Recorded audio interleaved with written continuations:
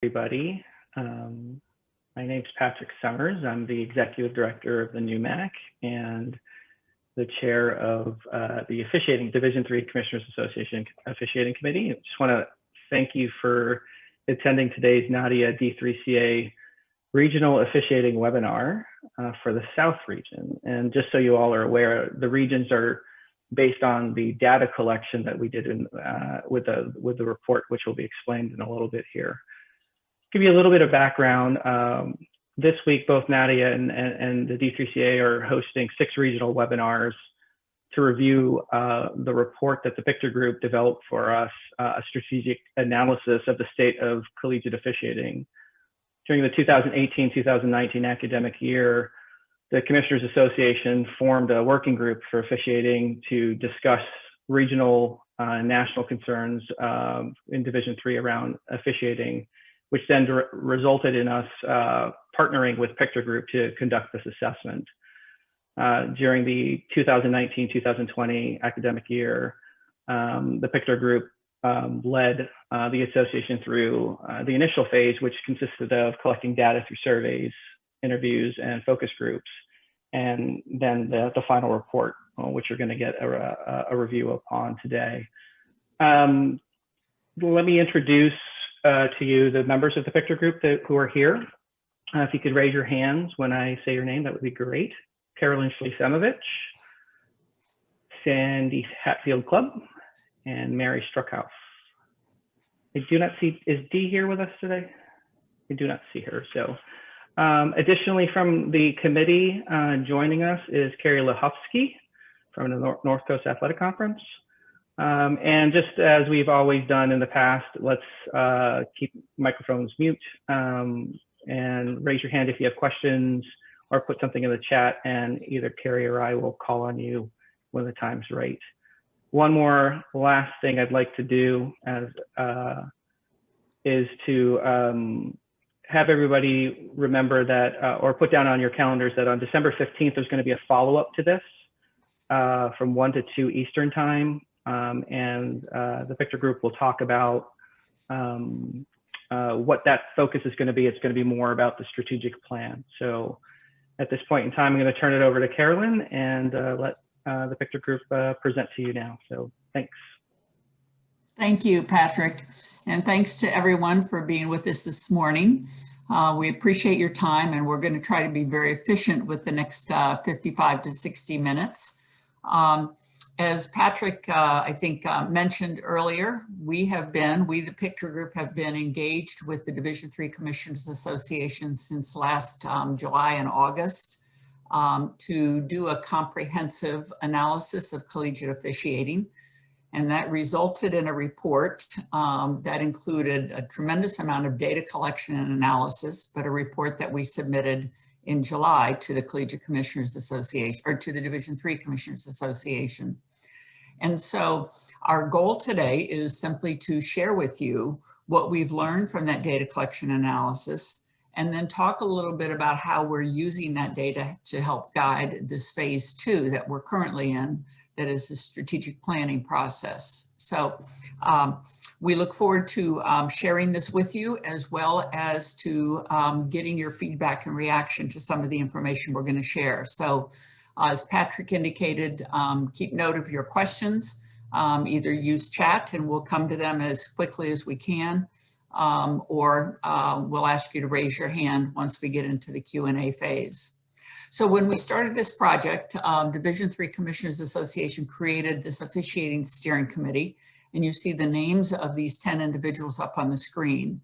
These 10 individuals, of course, represented regions from across the country, and certainly are people that provided great guidance and direction for our work, but also representing your interests by conference, by region, and so forth.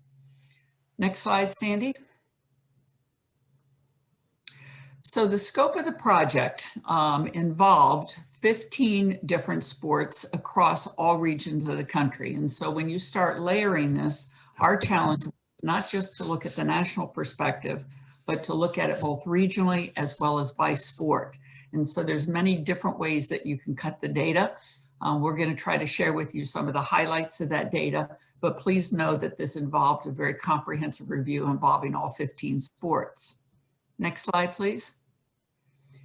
So in doing our work, we felt it is extremely important to engage stakeholders, people who have an invested interest in officiating and the importance of officiating for Division III. We also added Divisions 2 and 1 once we got underway at the bequest of the NCAA. But what we're focusing on today here and in our work going forward is really a strategic planning process for Division III. So what you see up on your screen here were all the stakeholders we engaged, whether it was through surveys, focus groups, individual interviews, or just one-on-one teleconferences and so forth, but for a total of 15,000, over 15,000 individuals. Obviously, commissioners were part of that. Your coordinators and assigners were a big part of that. But most importantly, we got to over 10,000 officials who participated in a survey instrument. And then relatively, I'm going to say later into the process, we had this aha moment. Our steering committee helped us see this wisely, that we needed to really hear from the coaches as well, because the coaches play such a significant role in both the culture and the climate of officiating and how officiating continues to develop.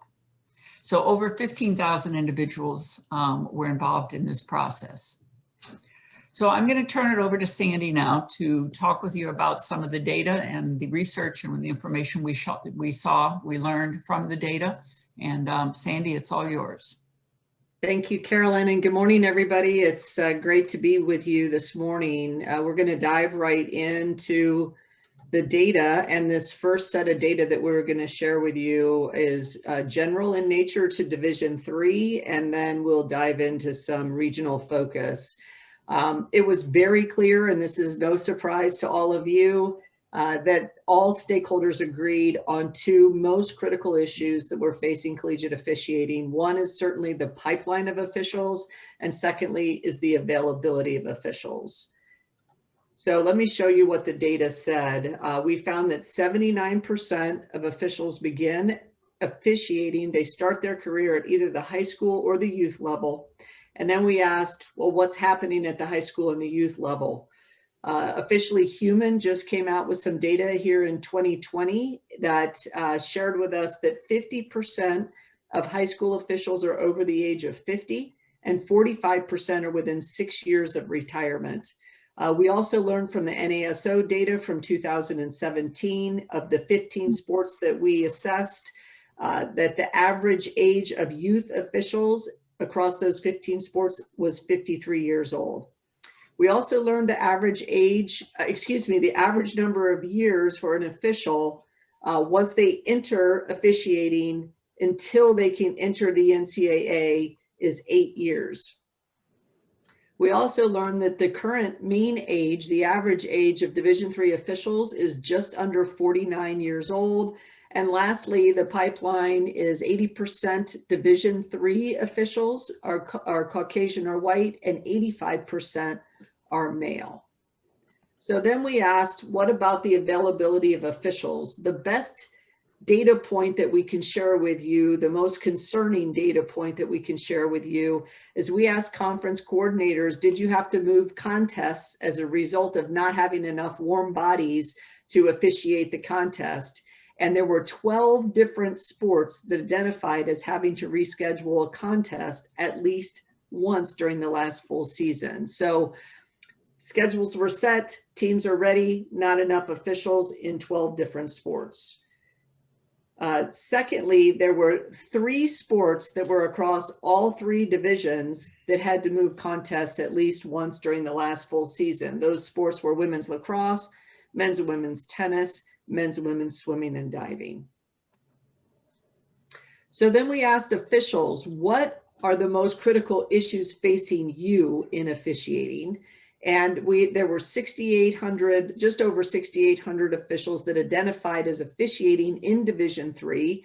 And these are the 4 most critical issues. We found these to be the same 4 across all 3 divisions. And the officials were asked to select from about a dozen different issues that could be facing them. And these 4 were far and away the most critical issues related to officiating. So first, fees are not keeping pace with the demands of the job. Both pieces of that are really important. We'll talk more about that. Assigning strongholds, creating advancement barriers, poor sportsmanship and treatment of officials, and recruiting new officials into officiating were the 4 most critical issues.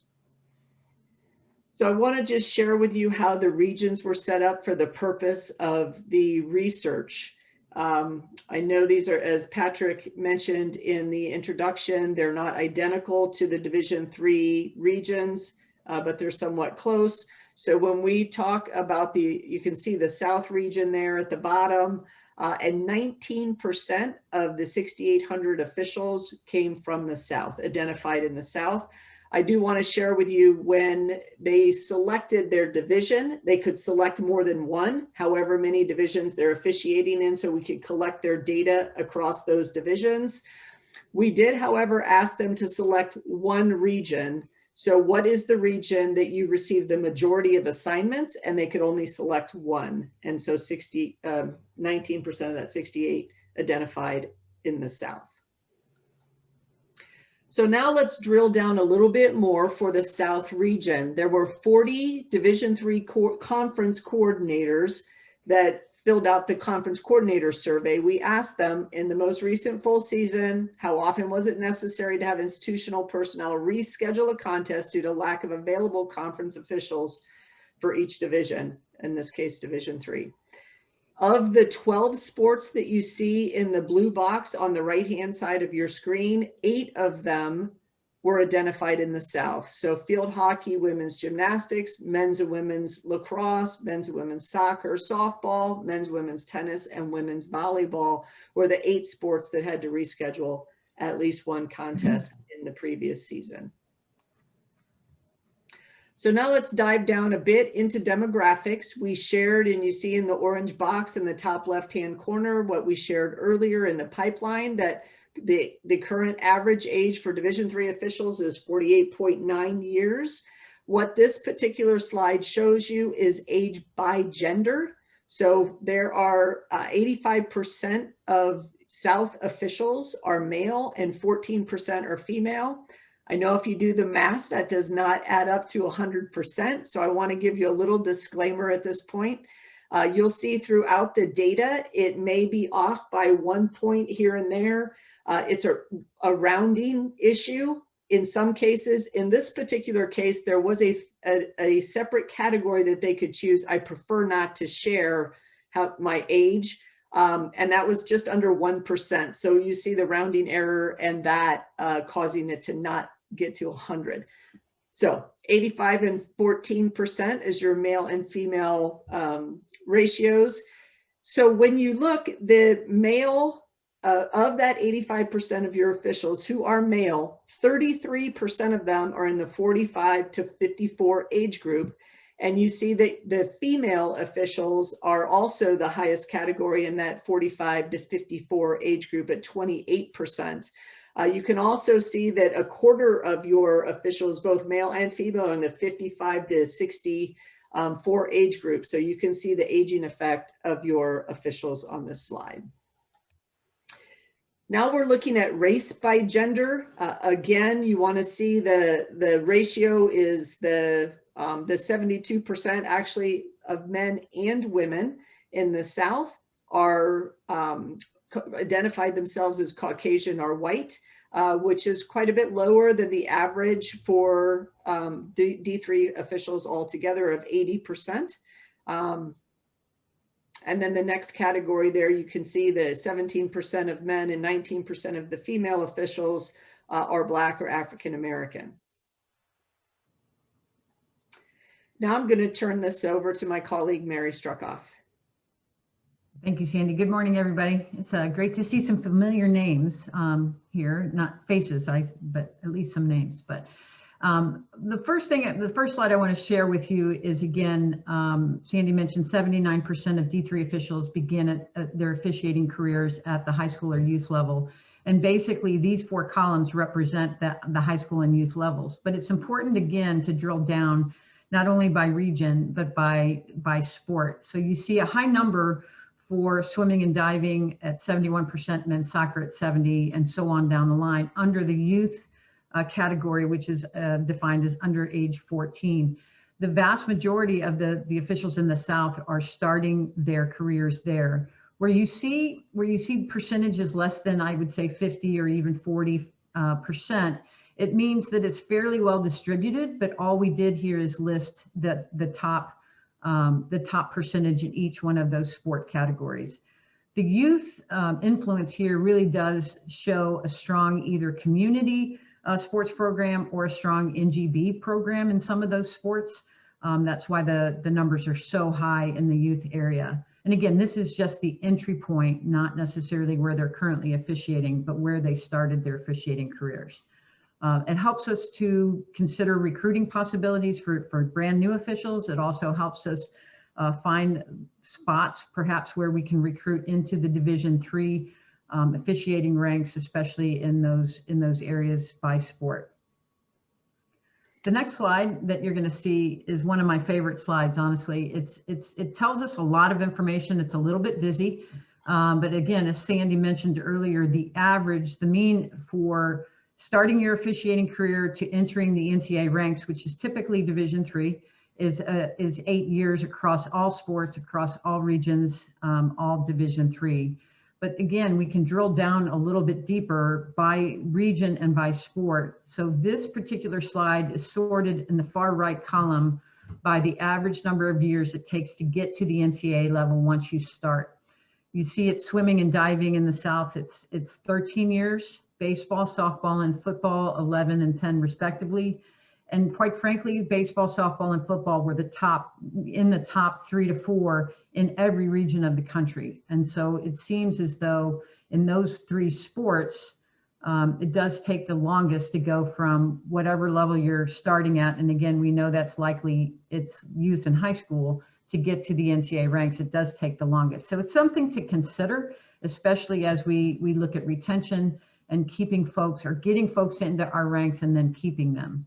The other numbers that are significant here are the first 2 columns.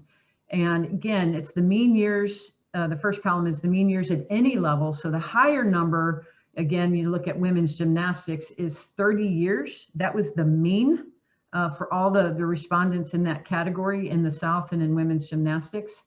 The lower numbers you'll see at 15, like in men's soccer, the lower number means, again, how long they've been officiating in that particular sport for the entirety of their career, 15 years. You're going to see lower numbers there for likely in sports that have more physical demands. Higher numbers where perhaps they can officiate longer because the physical demands are not as stringent. That's been true across the country, not just in the South. The mean years at the NCAA level, again, that helps us to get to that final number as to when did you start, how long did it take you to get to the NCAA level? Again, something we need to consider as we look at retention. Mary, did you want to reference any sports that are not showing up on here, the 10 or fewer? Right. You see a little disclaimer up on under the sport category in that column. Sports with fewer than 10 respondents are not listed at all. So if you don't see your sport or sport that you might be interested in, that's why. We did have over 10,300 officials that responded to the survey. However, once we start drilling down and getting into a specific region and into a specific sports, obviously the number of respondents gets diminished quite drastically. So any sport, and you'll see this throughout the different slides, any sport that had less than 10 respondents, it's not as, it's significant, however, it's just not as telling of the story. So we omitted those. Thank you. This next slide, again, is specifically for the South. And what this does for us is it tells us where our competition is. So where you see the numbers, and obviously 79% of current Division III officials in the South are still working high school. That's not a surprise. Again, all the 6 regions, that number was the highest percentage was in the high school category, except in the West.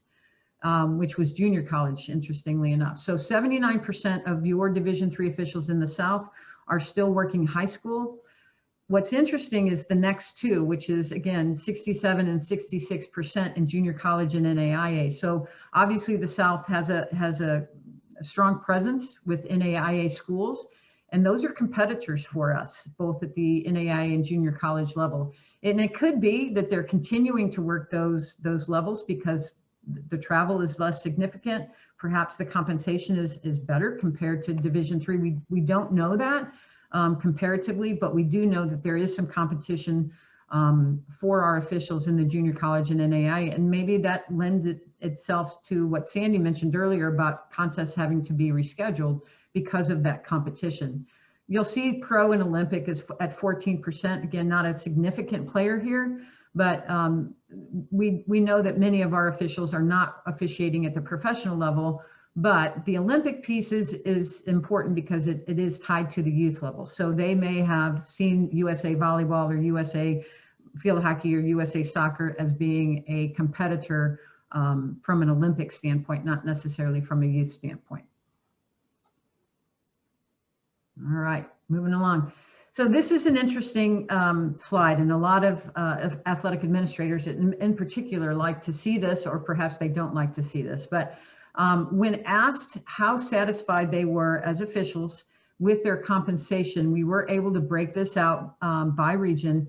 The South, unfortunately, was the lowest region, so it does display some dissatisfaction, if you will, with the level of compensation compared to some of the other regions. But just like looking at any other information, it's important to delve a little bit deeper in terms of the satisfaction or dissatisfaction, again, if you will, by sport, because not everybody's that unhappy.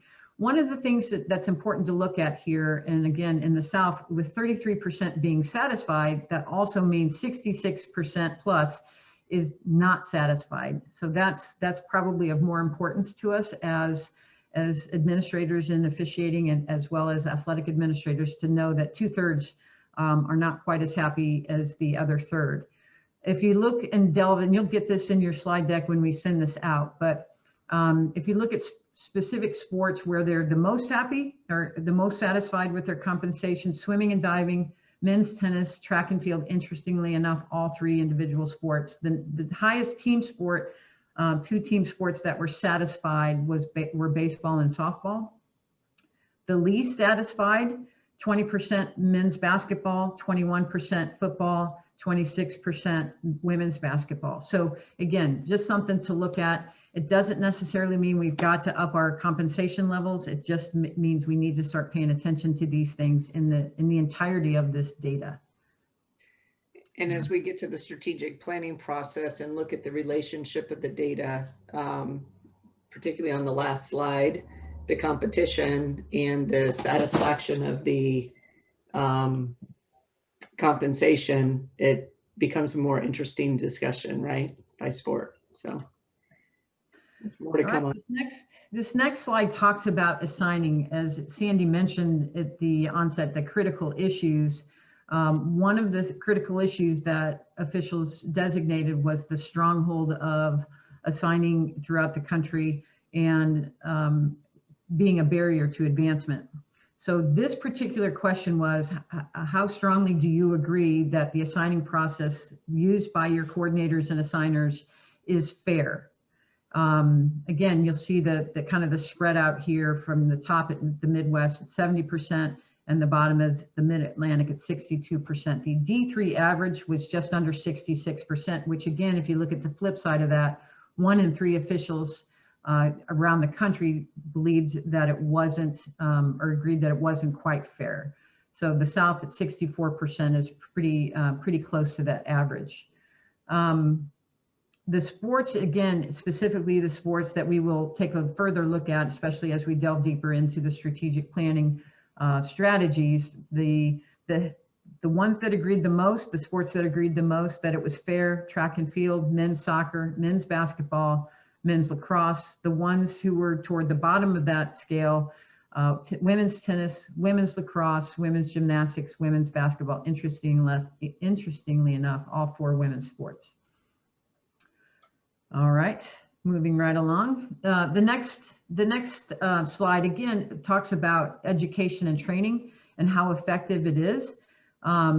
These last couple of slides specifically relate to retention and how happy our officials are in wanting to stay in the avocation.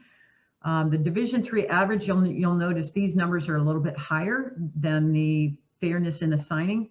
New England at 77%, at the South near the bottom at 28%, or at the bottom. And again, the average just over 71%. The margin here is a little bit tighter, indicating again a little bit more satisfaction. So again, if you look at the reverse side, about 1 in 3 officials believe in the South that the education and training that's available to them is not quite effective.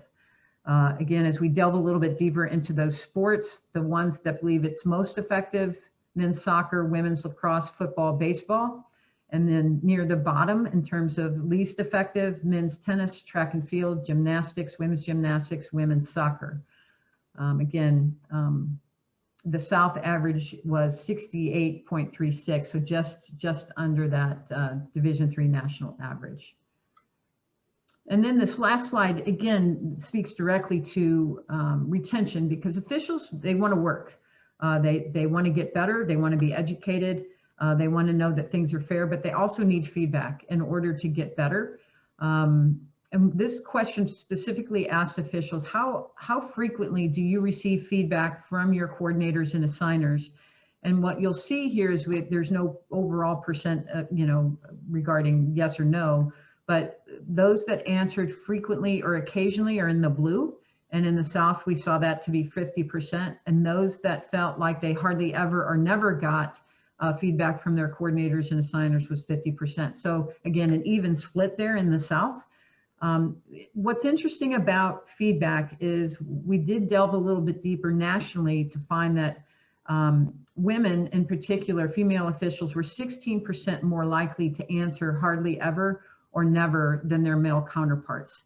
So that was just something that stood out for us as a statistic when we delved a little bit deeper. But again, this relates to retention. Officials want to know that they're, again, getting better, and they would like to know that there is some neutrality regarding feedback. That we all know that coaches are an essential piece of evaluation, but they're, in the officials' eyes, they're somewhat biased.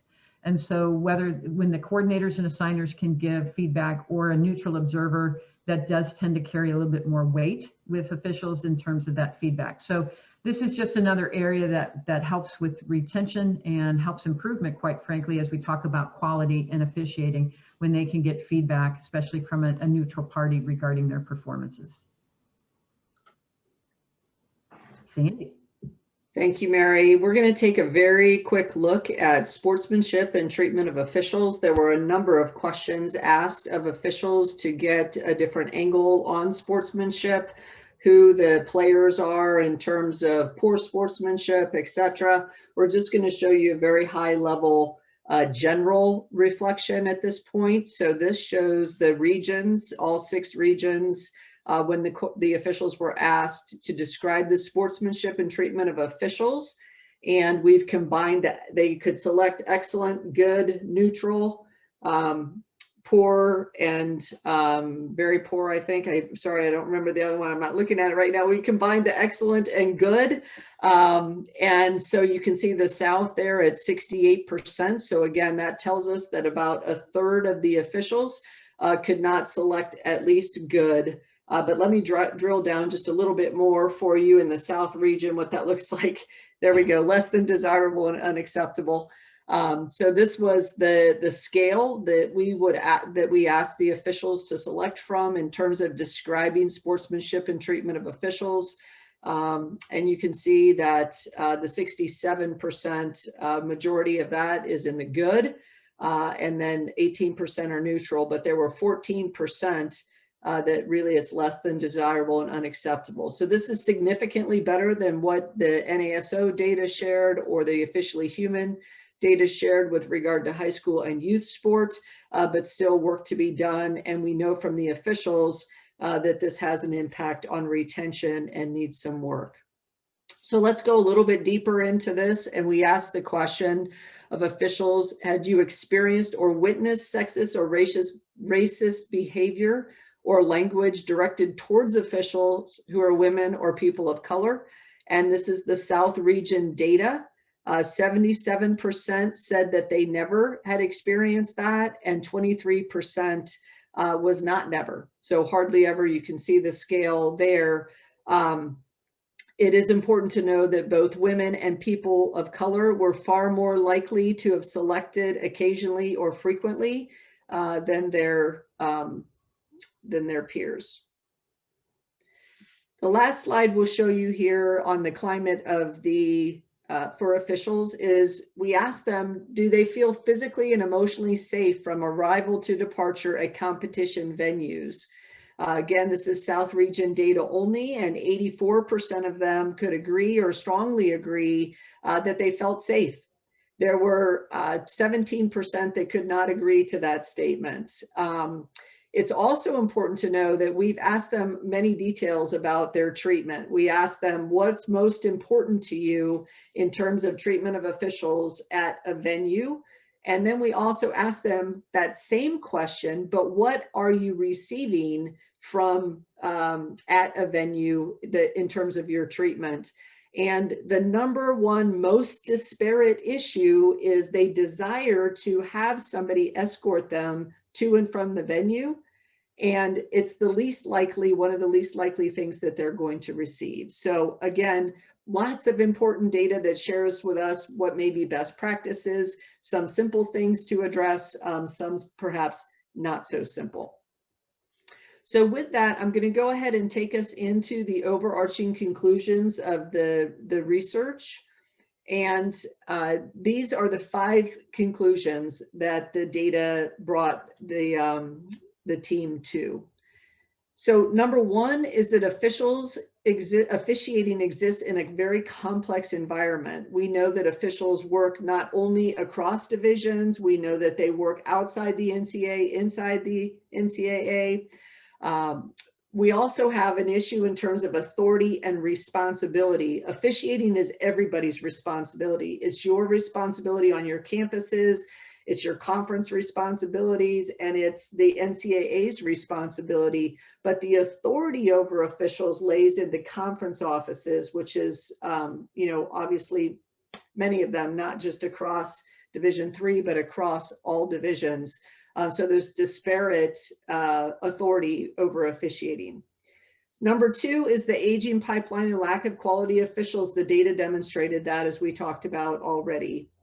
Number 3 is when it comes to coordination and communication of important things like recruiting, retention, evaluation, education, a centralized interdivisional or interconference coordination around those issues is very limited. It's limited to a few sports and or a few regions.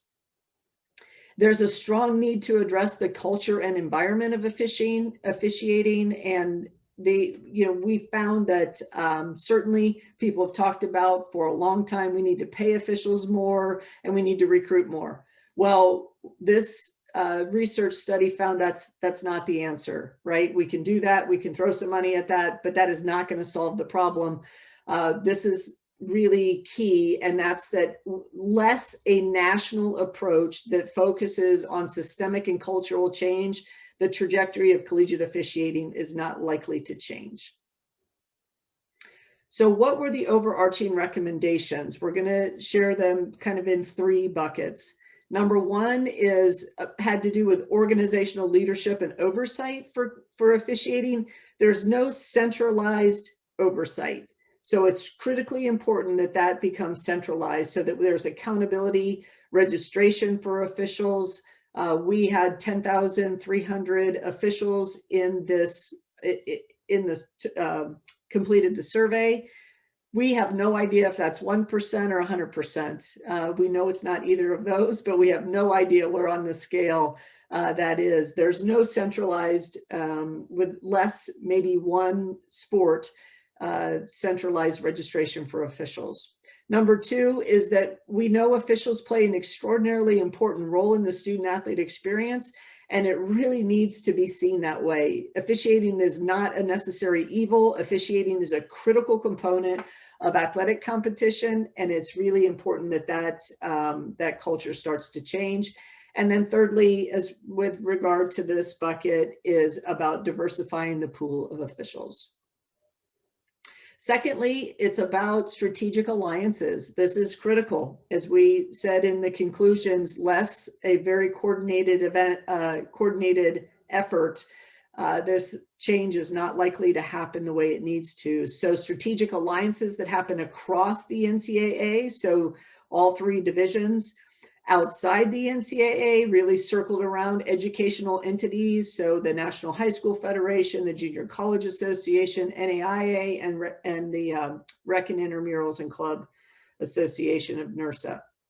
Coaches Association are critical. Our data was very clear about the important role of the coaches and partnering with coaches to find solutions about the culture, treatment of officials, the environment, all of those things is critical, and as well as recruiting. And then lastly, officials organizations, individual sport officials association, as well as NASO and others, and then certainly national governing bodies.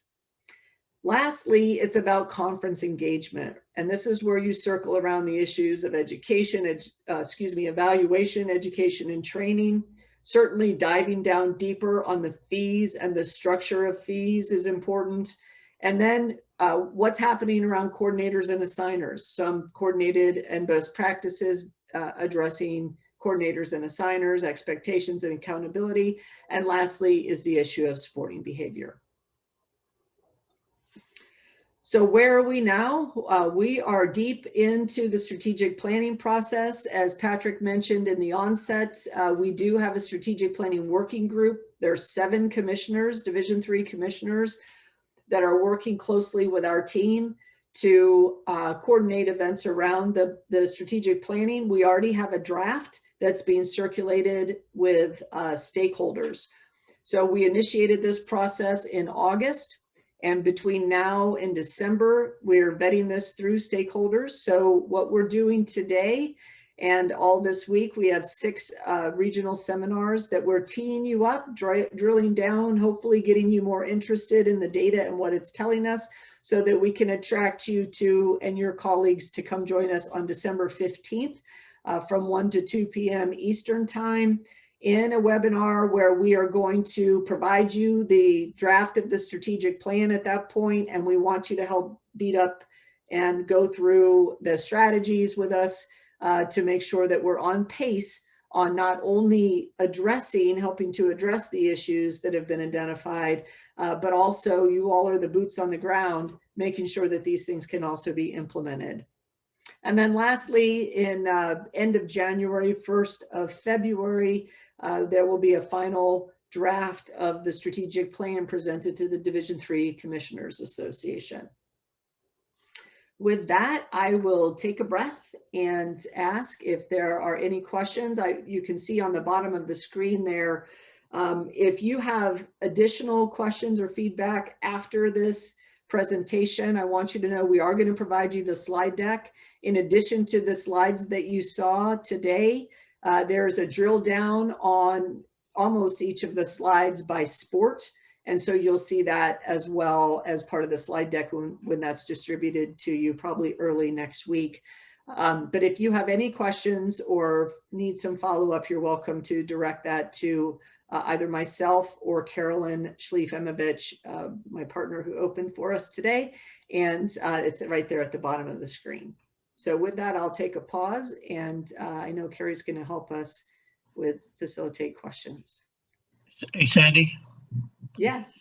I'm Tony Stigliano, the coordinator for basketball men and women for the American Southwest and the SCAC. How are you? Good, Tony. Thanks for joining us. Yes, ma'am. Well, you can always gain knowledge, and I appreciate all the work you've done. I'm sure the commissioners are going to be very happy when it's all done. My question for you is, have you broken this down? You said a little over 10,000 officials took this survey.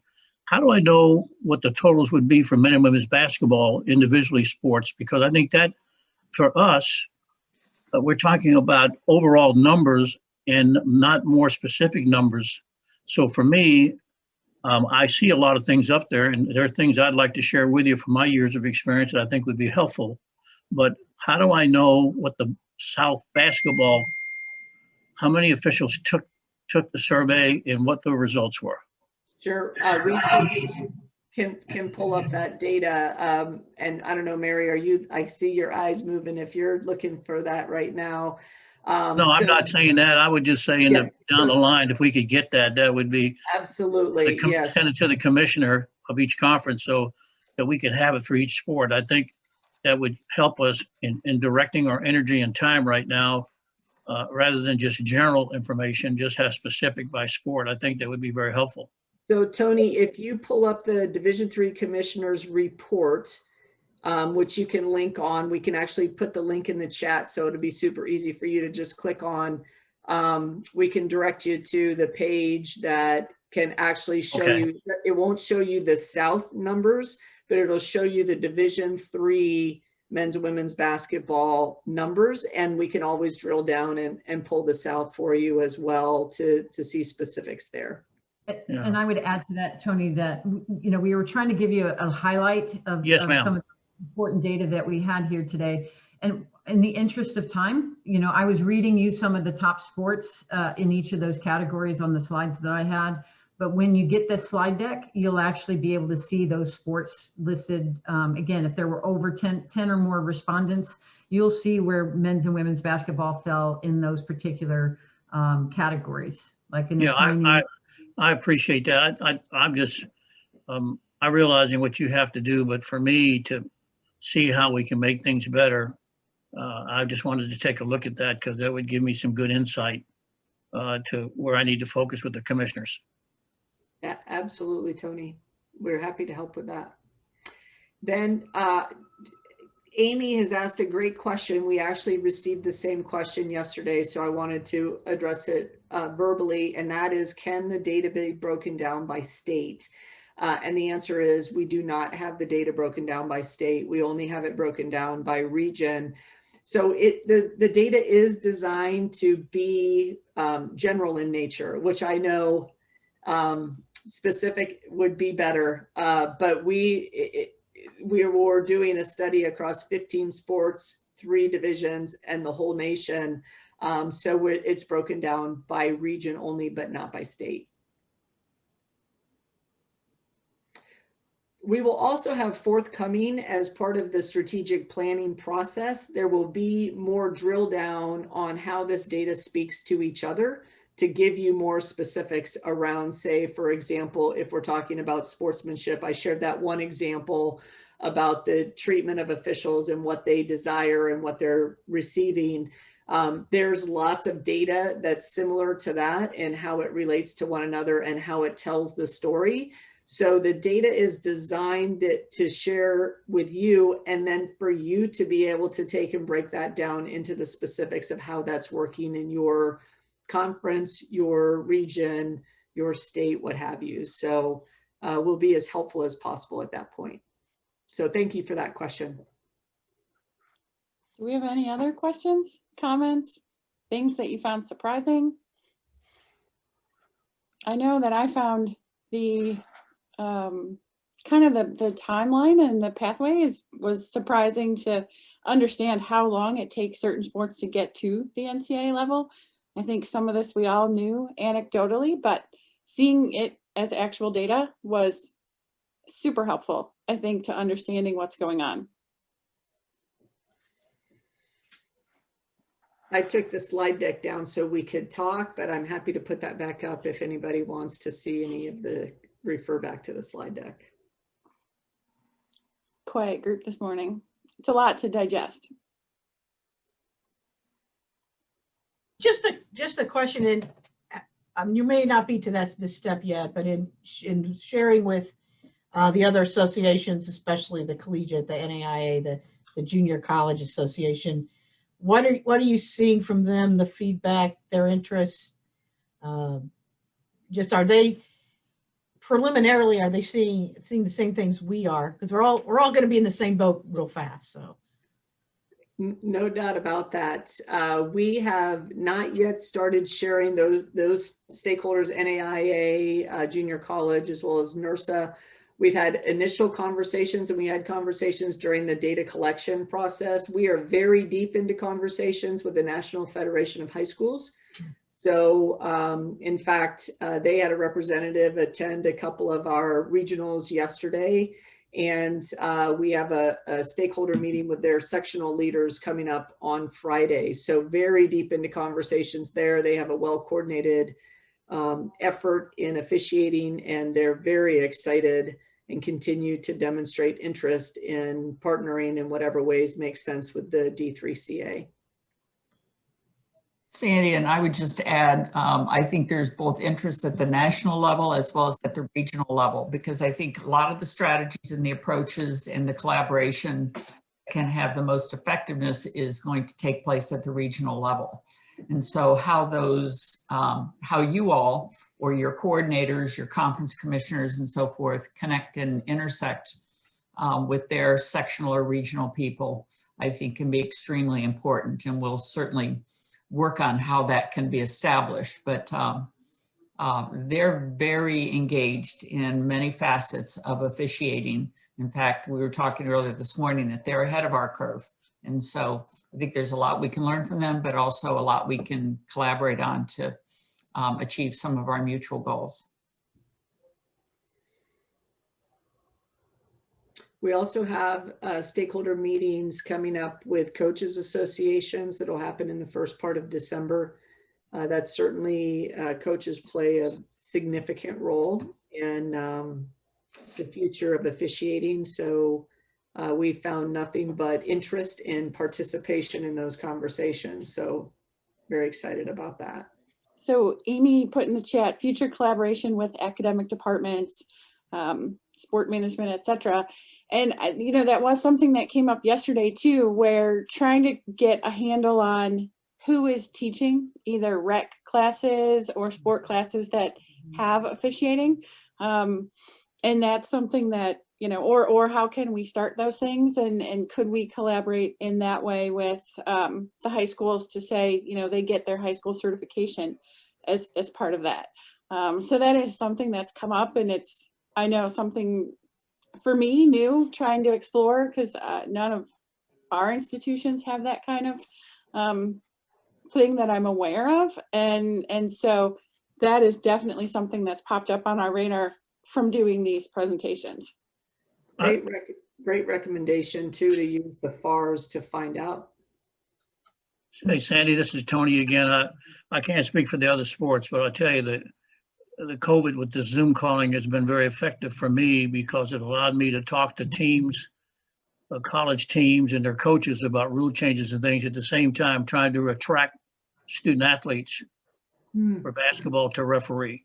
So there's many things that can be done in the process of recruiting, and that was one of them. So I've been doing more of that. So that's been very effective, because we could put it out there for them and get a chance to attract more females and more minorities and those types of things. That's terrific. And one of the things that you'll see when we get to the strategic planning part, when you can dive into that with us a bit more, is then being able to articulate a pathway, right? Which you can probably share verbally, but how do we take and centralize that a bit more, be able to demonstrate, share with them, this is what it usually takes to, you know, make your way through. This is where you start. This is, etc. In fact, this was brought up on the call, one of these meetings yesterday, and the person that's a representative from the high school association put in the chat immediately, here's the link where you would connect interested student athletes directly to your regional reps in high school associations. So, you know, it's those types of intentional collaborations, intentionality that need to be connected. And that's why in the recommendations, the final recommendations, we said this is systemic. You know, there's systemic things that we need to facilitate that, frankly, are not big cost factors. If you give every official officiating fee, you know, raises and what have you, and sometimes that's appropriate, that's significant dollars, right? Let's start with these things that are, I'm not saying don't increase fees, do that where it's appropriate and necessary and all of that. But the point is, there's so much that needs to be done that aren't big ticket items. They're big coordinating and detail and intentionality in terms of moving some things forward. And the work that you're doing is exactly what we need coordinators doing. Thank you. Say, Carrie, given that one of the critical issues that we heard from the officials certainly had to do with poor sportsmanship and treatment of officials. And I'd just be curious, in your region, in your conferences, in your part of the country, there been any strategies, outreach, or initiatives that have really helped move that needle to create a more positive culture around officiating, which seems to be a detriment for getting people into the game or keeping them in the game. So just curious if anybody has something they'd like to share from that standpoint. Yeah, hey, Carrie, this is Carolyn. I think that's, to me, it kind of boils down to this. I mean, obviously it starts at the youth level and the way that individuals are treated when they're working. And I've talked to our supervisors about it. I'm not sure I've done an effective job of getting our coaches to pivot in a way that it becomes a partnership. I think if we could do that, to me, it makes a dramatic difference in the way that officials believe they're treated. Certainly perception is reality, right? But to me, it's a partnership, and maybe your coordination with the associations can get the associations behind the treatment of them in a way that is respectful. I mean, it's all about respect. And the adversarial approach that we've had to it for so long is, it's disappointing. But I look at it differently, right? I don't care who wins. You know, I say I care who loses. And oftentimes that's because of the way they treat other people and the way that they comport themselves. So, you know, that's kind of my outlook on it and always has been. And I think it's simple, but going back to the challenges, it's getting people in the pipeline alone, because we're the beneficiary of all the work that's done before. And I've got a number of our supervisors that are on, and they certainly get tired of hearing me talk about that, I know, but it's, to me, it's about respect. And if we could get there, I think it would be a major hurdle. And that's societal, right? That's not just the coaches. Mm-hmm. I agree with Brad. I think the idea of going to the coaches associations as a bigger group and pulling it back a little and not making it so personal as to say, I'll use our group, you know, the NCAC officials and the NCAC coaches who see each other every day at games and all of that, pulling it back to that bigger idea and including officiating in some of the programming that's happening at the coaches association. And you know, there are sports that do that, and I think it's helpful. Mm-hmm. But there's a lot who've never considered that. And so how do we, you know, if we can foster the relationship there, I think the trickle down starts to happen a little bit more. Mm-hmm. And Brad, we have a lot of really good data to tell the story. We ask coaches who's most influential in terms of the sporting behavior in the entire environment, you know, the fans, everybody, and coaches know it's them, right? We asked officials who's the most influential. They know who it is. It's the coach's behavior that dictates, you know, what the environment is like. That's number one. You know, number two, we asked them, you know, what needs to happen in order to improve the sporting environment. And both officials and coaches said the exact same thing. We need to better appreciate one another, right? We need to, coaches said, we would like officials to better appreciate us and our role. And then the second thing they said, the second thing, and they had a lot of things to choose from. The second thing they said was, we need to better appreciate them. And officials said the same thing, right? So it's about creating this mutual appreciation for what they do, this critical role of officiating and what it plays in athletic. It's a culture shift. So again, we keep going back to it's cultural and systemic. Those are the two really big things. If we can pivot there, then it's going to change. If you're just trying to recruit more and pay more, it is not going to get you the bulk of what you need to change the future of officiating. It's just not. I think our people have done an amazing job, and it depends on the sport. Certainly the level of knowledge the coaches have about operational functions of officials, right? their job, what their responsibilities are.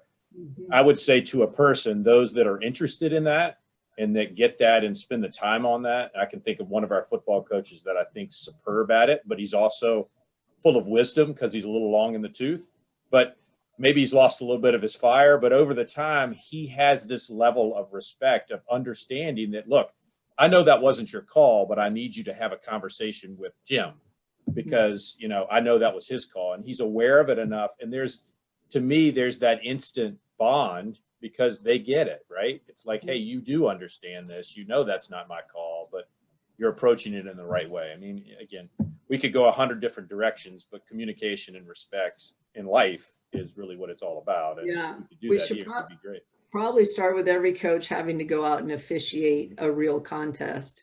I was a Division III men's water polo assistant coach, and I had to do a lot of officiating, and I still remember some bad calls that I made. It still bothers me, and that was in 1989. So anyway, every coach should have to officiate because it is a hard job. And then, like you said, Brad, what people put into preparing their bodies, being alert, knowing the rules, I don't think people understand. I certainly didn't. I'll be honest with you. I did not understand really what officials do to prepare to be good at what they're doing. And they're trying to make every call right, right? So we have a lot of culture things we need to address, that's for sure. Sandy, I'll share one more item with you. Communications is going to be very critical in everybody's part in the future with all of the texting and YouTubing and the LinkedIn. Young people can't talk today. Officials, the young officials that we have, they have a hard time talking to people in tough emotional times. So you got to really work on educating and communicating with them and how to maintain the proper verbal information. That goes all the way around. So, I mean, that's a whole separate issue. Yeah. I'm glad you didn't say we'll have to give officials the ability to text the coach and back and forth. Might not be a bad idea some days. Yeah, no, you're absolutely Calm them down. right, Tony. It's true. So just it's important, both the coach communication and the officials communication.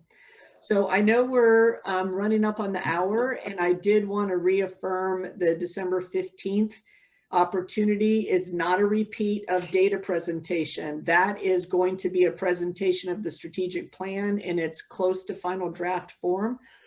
And the purpose of that is to get your feedback while it's in draft. So Carrie, I'll turn it back over to you.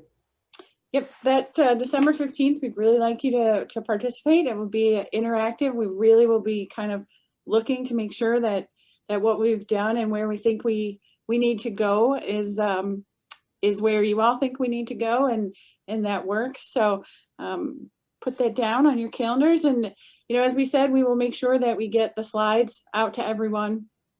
And if you have further questions, you can obviously contact anyone in those slides, a member of the committee, or our friends at the Pictor group. So if there's any other questions or comments, I want to thank you all for your time this morning.